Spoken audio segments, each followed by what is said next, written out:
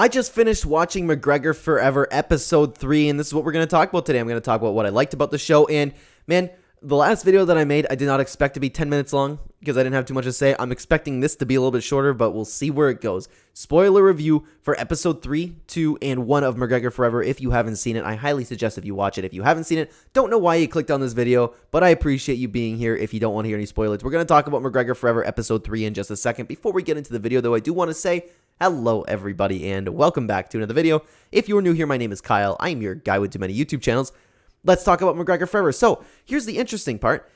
It actually went into Conor McGregor's retirement. That's how the episode started off, and it was still a little bit unclear whether or not Conor had any intentions on coming back, but Conor was actually living the retirement life, which was very, very interesting to see, and he went on talking about his family, his kids, how he's done everything that he wanted to do, his kids are set up, and he essentially reached his goals.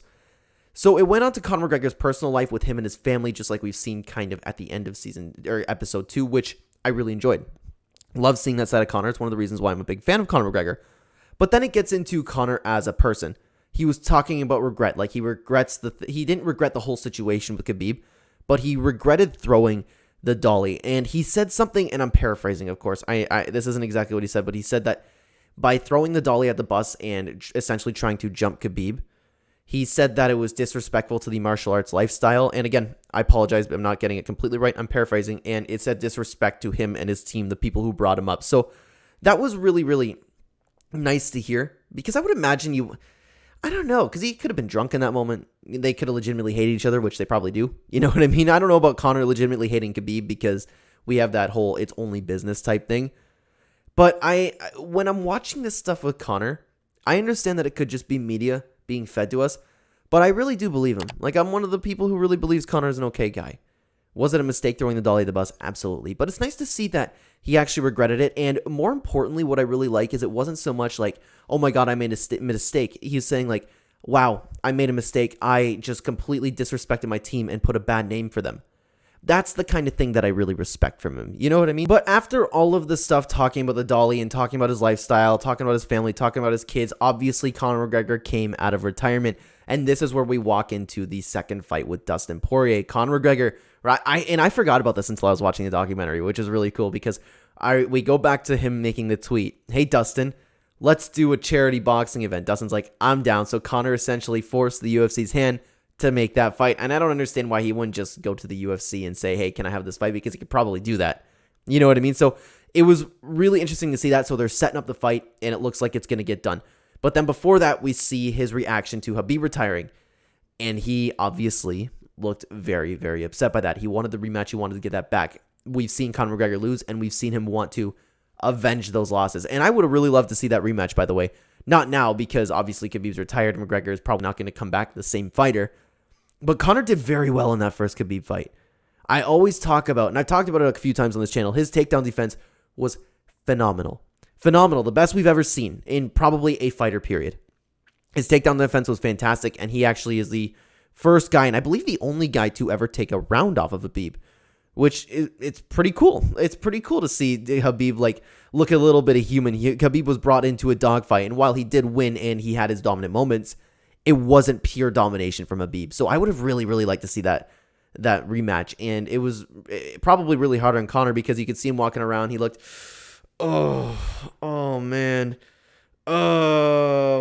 Like he was like really, really pissed off about it, you know? But then after the Khabib moment, we actually go into the Dustin Poirier fight, like the preview to the Dustin fight. And this is the time where they were really respectful. And I like the whole thing where it's like, oh, hey, Dustin, you have your hot sauce, you know? And it was nice to go back to all of those moments because it was really fun watching those press conferences. And it was weird to see them all being like buddy, which is probably what Conor actually wants to do behind the scenes. But he's probably putting on a performance, of course.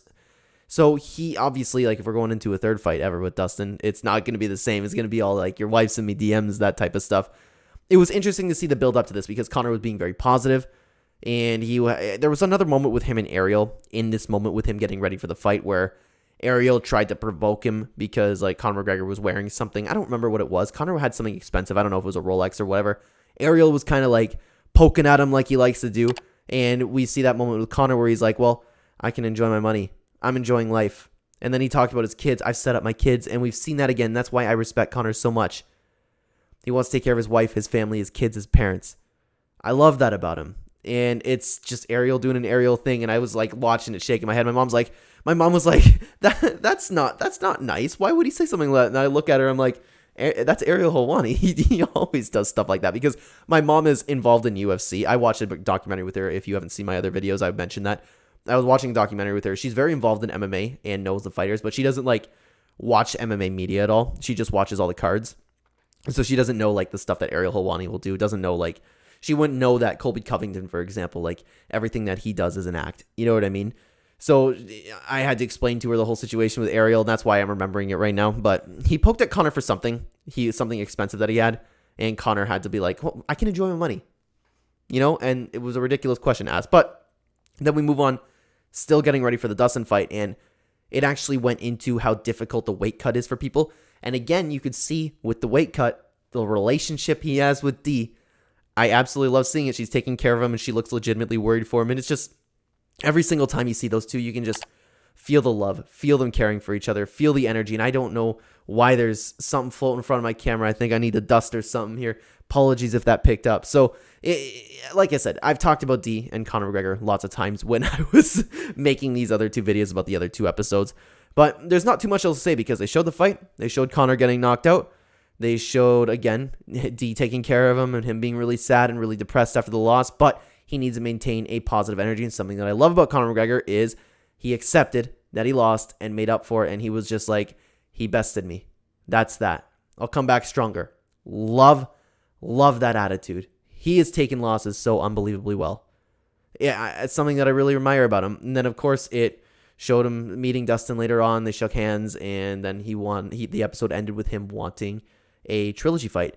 And I would imagine that's what the final episode's going to be about. And it's going to be a lot worse because obviously Conor McGregor will turn on the performance, and you'll get the whole "we your wife sent me DMs" thing. So I really enjoyed the episode. I'm still really enjoying the documentary.